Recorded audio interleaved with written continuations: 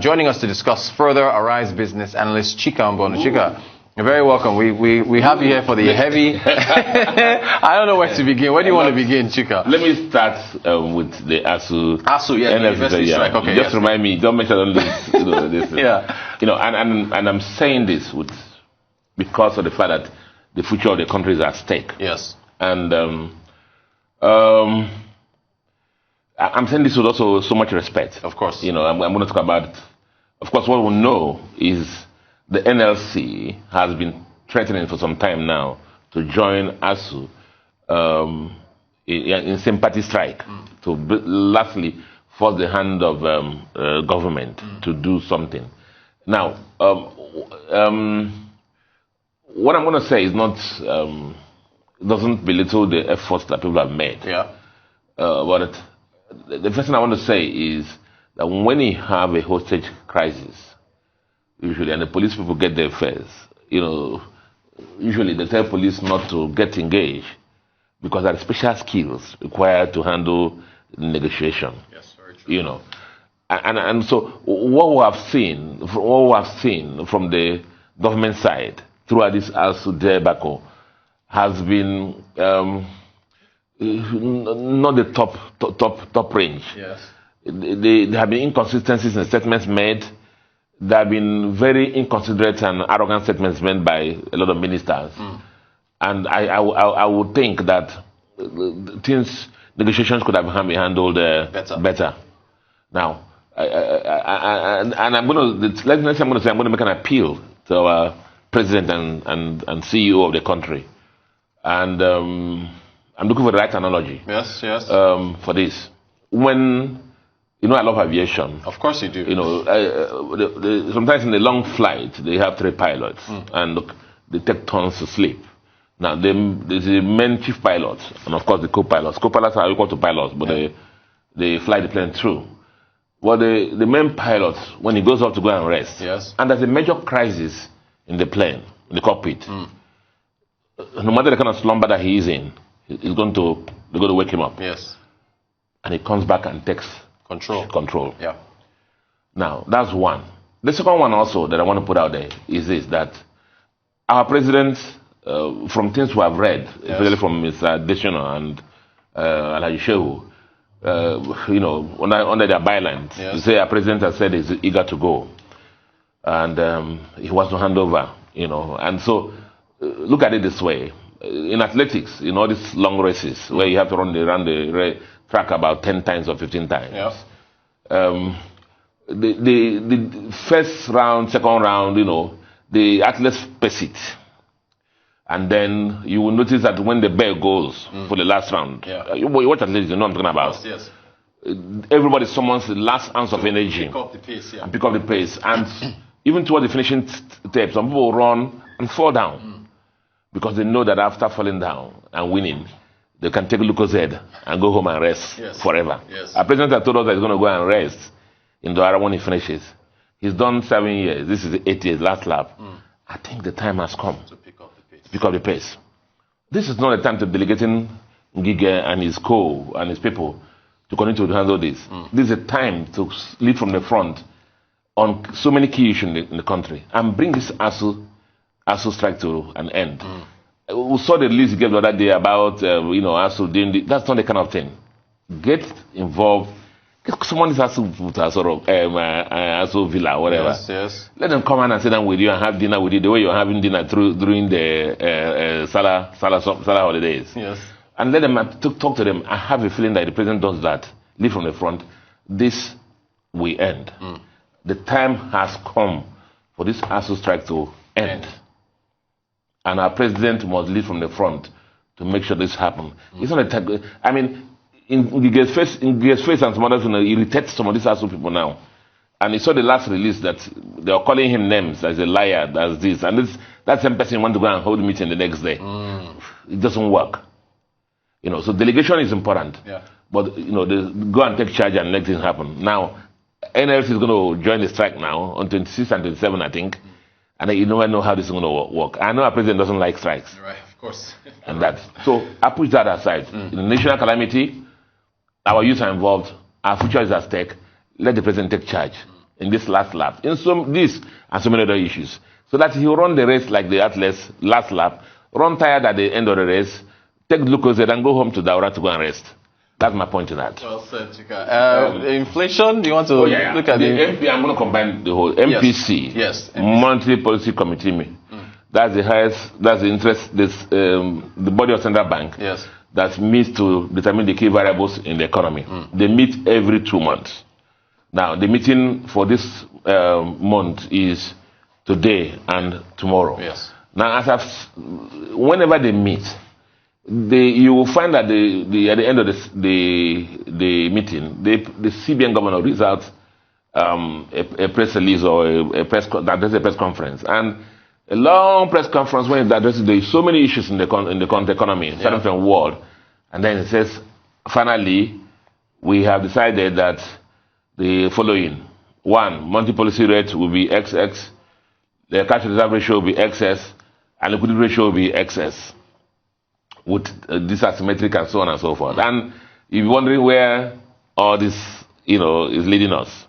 But you see, it evolves from the fact that the main work of central bank is actually monetary policy management, which is managing money supply.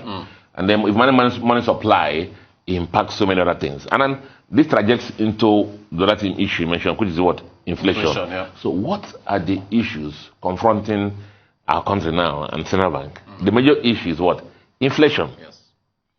And most importantly for Nigeria, also what? Foreign exchange. Now, inflation is a worldwide phenomenon now. Right. Every central banker in the world is fighting that. You saw what happened in the US, the Federal Reserve, I think they came in at 9% or 9.1%, the highest since 1994. In UK, the kind of inflation they're dealing with now is the highest, I think, since 2000. And so every economy in the world, the European Union, the same thing, everybody battling inflation because of the galaxy of issues the world is facing. Principally, the Russian-Ukraine war. Where a lot of the nexus for a lot of the world supply chains, start and end in that region. Remember, the word was coming out from COVID. One of the issues that happened in COVID was the cannibalization of the supply chains. And then the economy was coming out slowly from that. Then suddenly, this Russian-Ukraine war came in, and so that inflation has come to Nigeria. So it affects us. So what are the issues? Inflation is defined elementary when too much money is pushing too few goods. Too much money is pushing too few goods. Now, so look at it this way. So inflation is a major issue for the central bank. So they tell you that if you want to manage inflation, what do? Other things being equal on the right, that the supply is okay and everything. What do? You bring down, you increase interest rates. Okay, which is the monetary policy rate. Now, by increasing interest rates, what you're saying is that you want to make the cost of borrowing, because MPC, that monetary policy rate, MPR, is a lead rate in the economy. Yes. It's a rate at which the banks in an economy and the central bank take money and give money to each other. Now, once that rate provides direction to the interest rate in the economy. So if it's increased, expected that banks will go back, increase the lending rates in the economy to their customers, which means that borrowing money from bank becomes more expensive. And therefore people will borrow less, and therefore reduce the money in the system. So by CBN moving the monetary policy rate before from 11.5 to 13, the objective was that to reduce money supply, but that works. So you control the money supply. Remember, too much money pushing too few goods. You reduce the money supply, so that money. But the issue is that this inflation is not driven principally by what? Money supply. Right. It has to do with supply side. Right. Structural issues. That's why that's the problem. So, central bank, would they do anything? I don't think they would do anything to the monetary policy rate. It's too sudden. It took them, I think, 2 years almost plus to move it from 11.5 to 13 because of the issue that the supply side. So if I'm in that room, I will not advocate for another increase in the monetary policy rate. I would rather look at the fundamental issues in the economy. I speak to central bank, I speak to monetary policy committee members. The major issue in our country now is what? Exchange rates. Availability of foreign exchange. At the time, the central bank people were saying we shall meet all legitimate demands. Yep.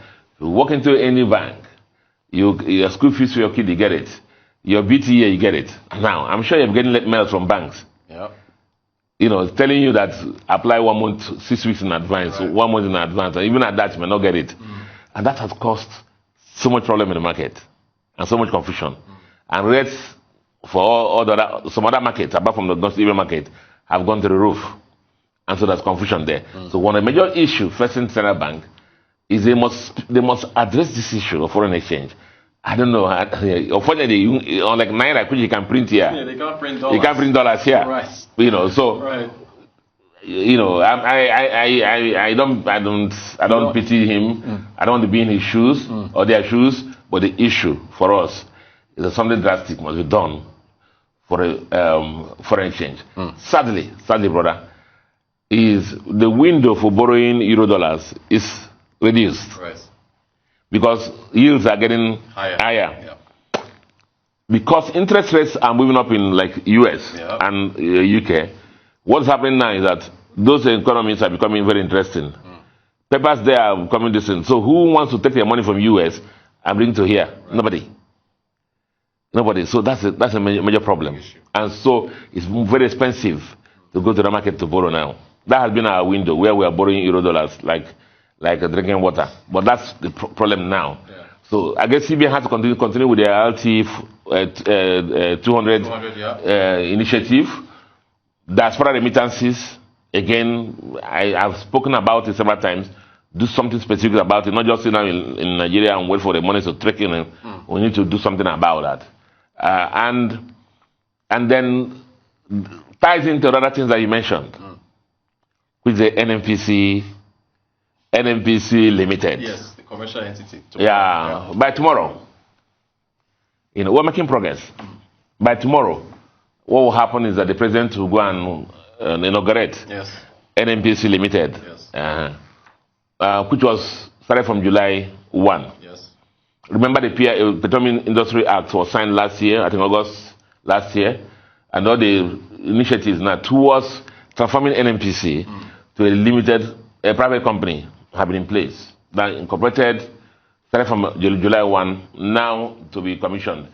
During the week or last week, we found that part of the act required that the President and the Minister for Finance will sign off all the assets and liabilities of Nigerian National, as we knew before, to NNPC Limited. Okay. That has been done. That has been done. Yeah. So we're looking forward to this new NNPC, a private limited liability company holding the Commonwealth of Nigerians, running as a commercial enterprise, still importing fuel for the federal government, but the subsidy will not be in their books now. It will be in the federal government books. Government will carry the cost.